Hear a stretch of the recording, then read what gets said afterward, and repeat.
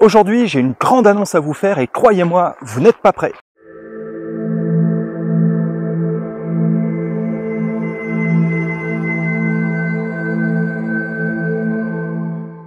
Aujourd'hui, c'est une vidéo un peu particulière puisque, comme vous pouvez peut-être le constater, je ne suis pas dans mon Luberon adoré.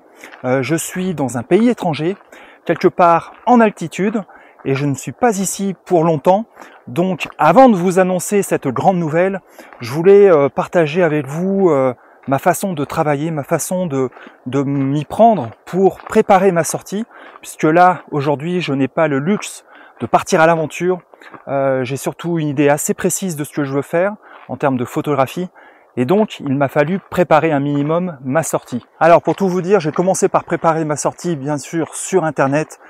J'ai pris Google Maps et je me suis intéressé à la situation géographique du village, plutôt de la grosse ville dans laquelle je me trouve, pour identifier le point de vue, l'angle de vue en tout cas, qu'il me fallait pour faire la photo que j'avais en tête. Et à force de recherche, bon, c'est assez simple, hein, on voit très vite là où à peu près il faut se trouver pour obtenir cette perspective. Et donc Internet est déjà un très bon moyen de préparer sa sortie sans avoir forcément de localisation précise en tête. La deuxième chose importante à tenir compte lorsqu'on veut préparer sa sortie, c'est bien sûr la fenêtre météo. Parce que en photographie de paysage, eh bien la météo est très importante, surtout en montagne, surtout en altitude. Alors à ce sujet, inutile d'utiliser l'application de votre iPhone ou de votre smartphone, puisqu'elle est totalement imprécise. Je vous conseille vivement de consulter Clear Outside, qui est une application anglo-saxonne, hein. C'est tout en anglais malheureusement, mais bon, on arrive très vite à s'y retrouver. Et elle vous donne précisément l'ennuagement, l'ensoleillement, la vitesse du vent, tout un tas d'indications, l'humidité par exemple, aussi très importante, qui vont vous permettre de choisir la meilleure fenêtre pour faire vos photographies. Alors cette application, je la conseille toujours à mes élèves lors des stages photo par exemple. Je me rends compte que beaucoup ne connaissent pas encore ce genre d'application. Ce n'est pas la seule, mais celle-ci a le mérite d'être gratuite déjà et d'être très fiable. Ça fait plusieurs années que je l'utilise et j'ai très rarement été déçu. En tout cas, elle est d'une précision remarquable, surtout qu'elle est mise à jour régulièrement et en temps réel quasiment. Donc d'une heure à l'autre, même si la météo est très changeante, eh bien vous pouvez rapidement changer votre fusil d'épaule si c'est nécessaire et de manière à faire les meilleurs choix possibles, parce que c'est l'enjeu. Quand vous avez très peu de temps à passer sur une certaine localisation, sur un certain lieu, vous devez rentabiliser entre guillemets au maximum votre séjour, votre visite, et vous n'avez pas le temps tout simplement de partir à l'aventure et de forcément en tout cas de faire des découvertes par vous-même. C'est aussi possible, mais personnellement dans mon cas, je préfère préparer au maximum ma sortie, de manière à essayer de faire la photo, encore une fois, que j'ai en tête. Alors quand je dis préparer au maximum ma sortie, ce n'est pas non plus à l'extrême, hein, c'est-à-dire que je prépare un minimum en tout cas, c'est-à-dire que je m'assure du bon endroit, de la bonne météo, et après, eh bien c'est ce que me donne la nature que je prendrai, hein. Il n'y a pas de miracle non plus.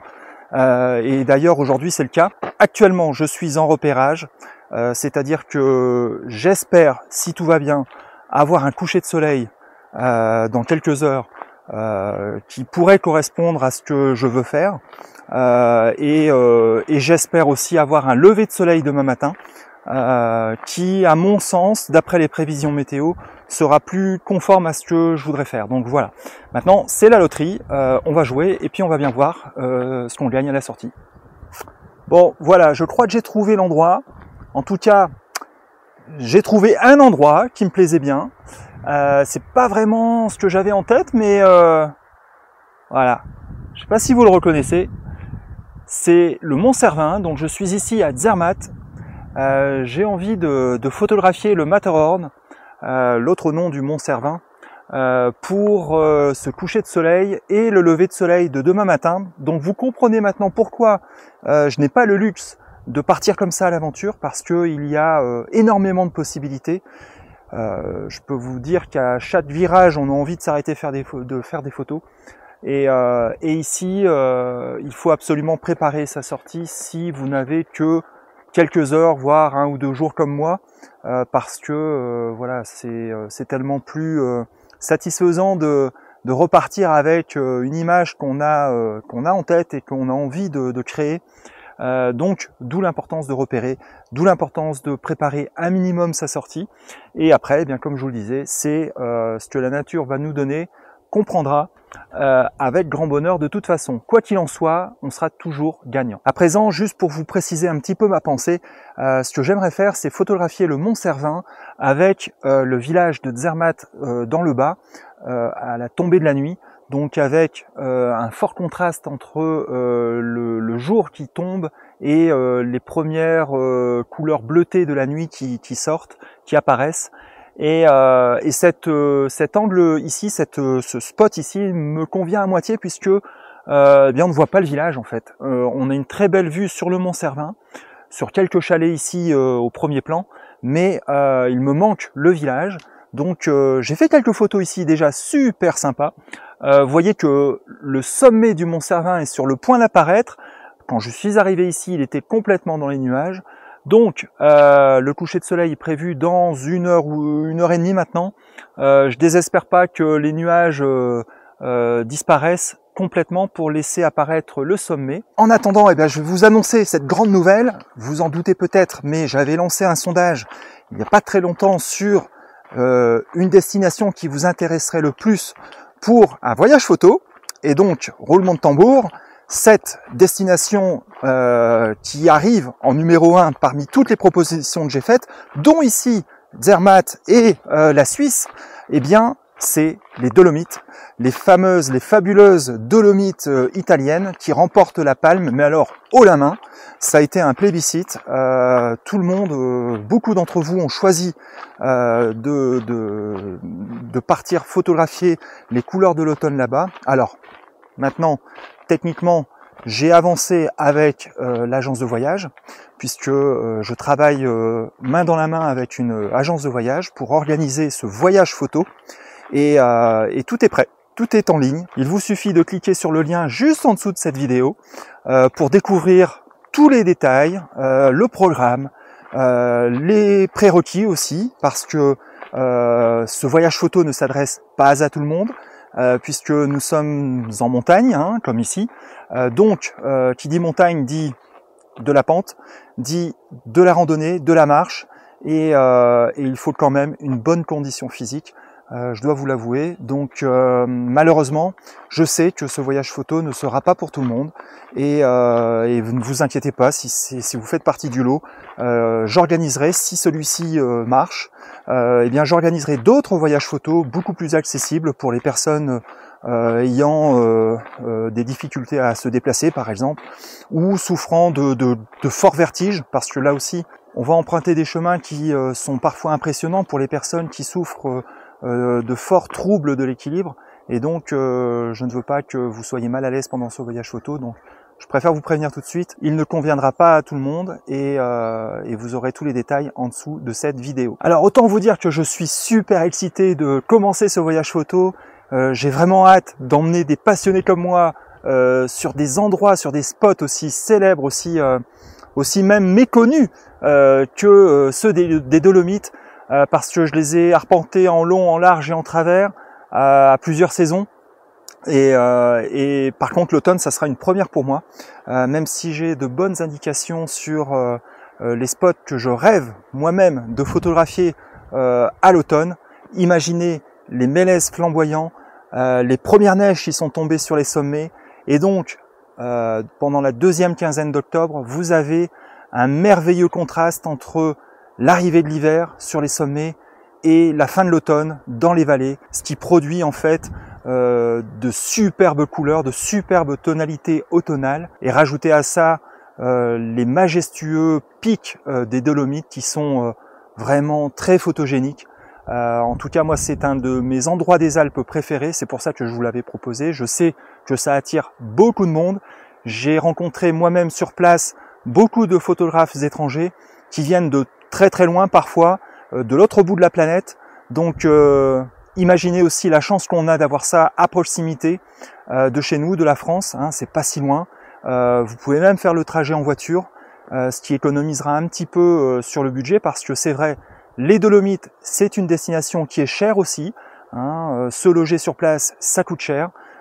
C'est pas la destination la meilleure marché sur ce plan-là, hein, comme la Suisse d'ailleurs. Donc, mais en tous les cas, ça reste l'une des plus belles destinations au monde pour la photographie de paysage, et je suis très heureux et encore une fois très impatient de vous emmener là-bas. Donc n'hésitez pas à me poser les questions, hein, j'ai peut-être pas pensé à tout. N'hésitez pas aussi à cliquer sur les liens pour aller sur la page de l'agence de voyage, et si toutefois vous avez encore des questions, n'hésitez pas à me les envoyer par email ou par Instagram, hein, en DM. J'y répondrai bien évidemment avec plaisir, et j'espère vous retrouver tous là-bas. Donc retenez aussi qu'il n'y a que 8 places, hein, c'est un petit groupe, je ne peux pas m'occuper de beaucoup plus de personnes. C'est une question de logistique aussi, puisque nous allons avoir un van de 9 personnes à notre disposition avec chauffeur privé. Donc il va nous transporter de spot en spot à volonté. Donc ça c'est génial aussi. On n'a aucune restriction là-dessus. On a un kilométrage illimité. Voilà, il est là à notre demande. En fonction des conditions météo, en fonction de vos souhaits sur place, en fonction de plein de choses, on peut décider au dernier moment de changer. Et d'ailleurs, le programme que vous allez voir, il n'est pas figé, bien évidemment, hein, puisque pour toutes ces raisons, eh bien, il peut changer du jour au lendemain. Je pense surtout à la météo, en fait, hein, c'est ça qui va décider du programme. Mais on verra sur place. En tous les cas, ce qui est prévu, c'est dans les grandes lignes ce qu'on va faire.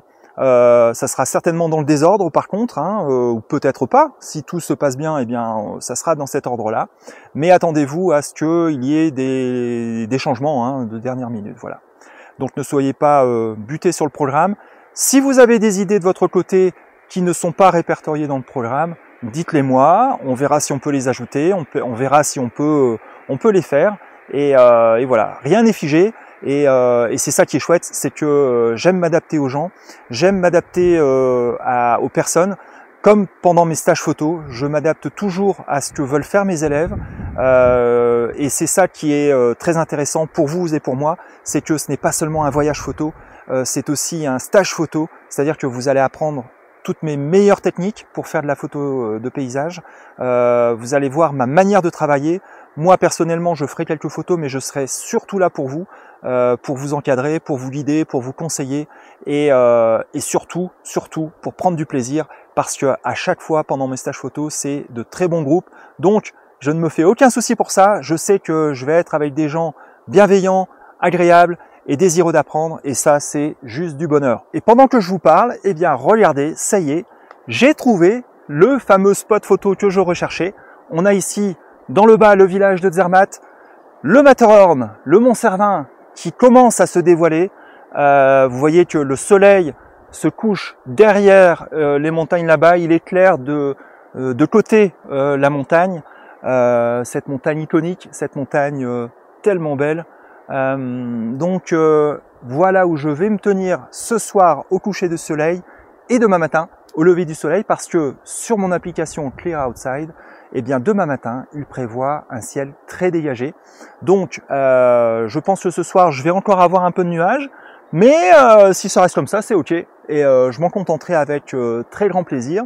Donc on va patienter un peu maintenant que la lumière baisse, que les petites lumières du village de Zermatt s'allument, et j'espère avoir de beaux contrastes ce soir. Maintenant, voici une autre application que j'utilise lorsque je me trouve sur le lieu même, sur le spot photo. C'est l'application Photopills qui me permet à présent de déterminer le bon moment, en fait, de voir si jamais j'ai besoin d'avoir le soleil dans une certaine situation. Eh bien cette application me permet de calculer directement sa trajectoire avec la réalité augmentée, et c'est juste incroyable, parce que on a même des indications, des outils en fait pour mesurer la profondeur de champ, l'hyperfocale aussi. voilà, les levées de lune, les levées de soleil, les couchers de soleil, les couchers de lune. Voilà, ça permet de planifier énormément de choses une fois qu'on est sur place. Et vous voyez, je vais m'en servir maintenant en fait pour préparer mon lever de soleil de demain matin. Je vais ainsi pouvoir vérifier à quelle heure le soleil va se lever, à quelle heure il va éclairer la face du Mont Cervin. Je vais donc pouvoir affiner assez précisément donc mon shooting pour demain matin. Bon, alors voilà, je crois que pour ce soir je vais en rester là parce que le Matterhorn se couvre, il s'était un peu découvert et là il se couvre à nouveau. Je viens de checker mon application Clear Outside qui m'annonce que des nuages arrivent en masse, donc l'image que j'ai en tête ne sera pas possible ce soir. Par contre, la bonne nouvelle, c'est que si ça se confirme dans la nuit, eh bien demain matin, on devrait avoir un ciel assez dégagé. Donc, l'idée que j'ai en tête, c'est de profiter de ma soirée dans le village et puis de me lever très tôt demain matin, genre vers 4h30, 5h, et de remonter ici pour photographier le village de Zermatt à l'heure bleue, donc à la fin de la nuit, et enchaîner sur le lever de soleil derrière. Voilà. Donc rendez-vous demain matin si tout va bien. Bon alors c'est pas mal, mais il me manque quand même le sommet du Mont Cervin qui n'est pas totalement dégagé. Donc j'ai bien la ville, j'ai bien les petites lumières, j'ai la base de la montagne, mais je n'ai pas encore le sommet. Je ne désespère pas. Alors je pense que pour la photo que j'avais en tête, ben c'est un peu râpé. Par contre, je pense qu'il y a d'autres photos possibles.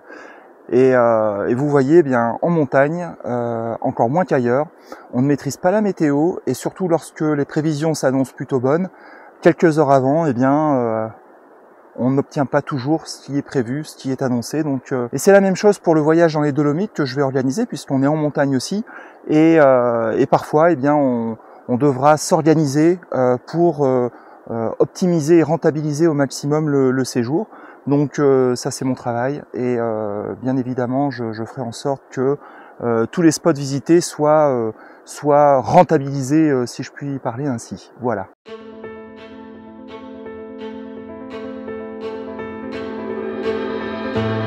Voilà, donc il est 5h56 et le soleil va se lever dans à peu près 15-20 minutes. Donc on va attendre maintenant que le soleil se lève en espérant qu'il y ait un peu de lumière sur la montagne. Le sommet, les nuages sur le sommet bougent un peu, donc je suis pas totalement désespéré, même si ça s'annonce quand même assez chaud. Mais en tous les cas, c'est un super moment. Je regrette pas du tout de m'être levé à 5h du matin pour grimper jusqu'ici et puis admirer la vue quand tout le monde dort, quand il n'y a aucun touriste sur votre photo, et ça j'insiste, c'est super appréciable. Je suis persuadé qu'au coucher du soleil, comme hier, il y avait beaucoup plus de monde qui allait et venait derrière moi déjà, alors que là, je suis seul au monde. Question réglage ici très classique, hein. Je suis donc stabilisé sur trépied. J'ai choisi une ouverture de f11, donc l'ouverture optimale, le fameux sweet spot de mon couple boîtier-objectif, qui me permet d'obtenir le meilleur piqué dans mes images. Et à partir de là, eh bien, je laisse l'appareil calculer la vitesse d'obturation, puisque, encore une fois, ma scène est statique, il n'y a aucun vent, et je suis stabilisé, donc peu importe la vitesse, je récupérerai au post-traitement les hautes lumières, les ombres, tout ce qui nécessite d'être corrigé. Et donc là, vous voyez à titre indicatif, actuellement, avec la luminosité ambiante, j'ai une vitesse de 2 secondes, donc c'est une petite pause longue, voilà, mais ce qui me permettra de rattraper tous les détails dans le village, et de créer une atmosphère que j'ai en tête aussi. Donc voyez la continuité en fait de la photographie se poursuit dans le post-traitement, et c'est ça qui est important, c'est d'avoir cette vision avant même de déclencher votre appareil photo.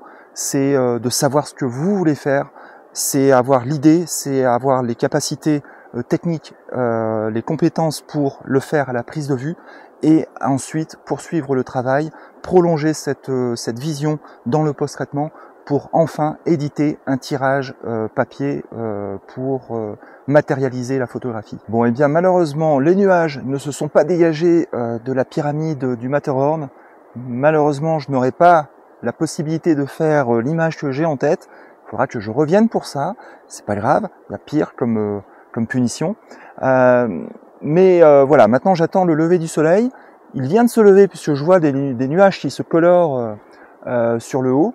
Donc on va attendre un petit peu que les nuages se dissipent. Maintenant, j'ai l'impression qu'ils restent bien accrochés à cette montagne pyramidale et on verra bien ce que ça donne. Mais vous voyez là-bas sur le haut des nuages, on voit le soleil qui éclaire le haut des nuages. Donc on peut avoir des bonnes surprises aussi. Voilà.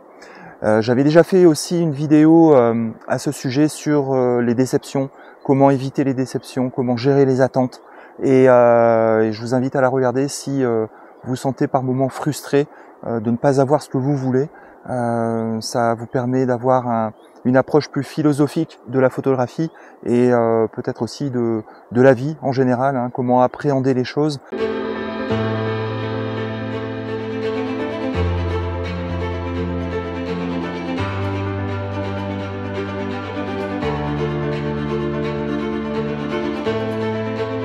Voilà, donc on va encore patienter ici.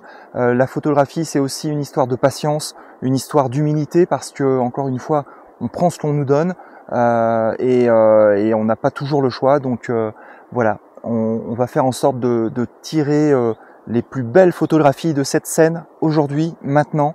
C'est ça aussi, c'est vivre le moment présent et essayer d'en tirer le meilleur de ce que l'on ressent, de ce que l'on voit et de ce que l'on veut transmettre aussi comme message. Voilà, il suffit d'attendre un petit peu et vous voyez que la montagne se dégage enfin. Alors la lumière du lever de soleil est passée maintenant. On a quand même une très belle lumière sur les nuages, sur la paroi de la montagne. Le sommet est encore dans les nuages, mais tous ces mouvements autour de la montagne font aussi de très belles images. Donc vous voyez, parfois on n'a pas ce qu'on veut, mais au final on gagne aussi au change parfois. Et là j'adore ce mouvement de circulaire autour de la montagne. En fait, depuis tout à l'heure je les observe, les nuages tournent autour de la montagne et laissent apparaître par moments la paroi, et comme c'est le cas maintenant.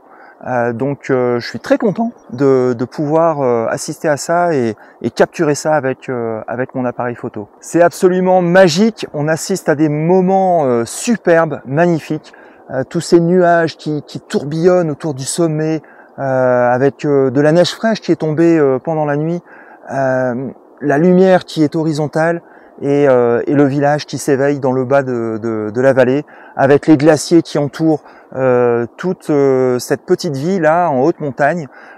C'est vraiment superbe.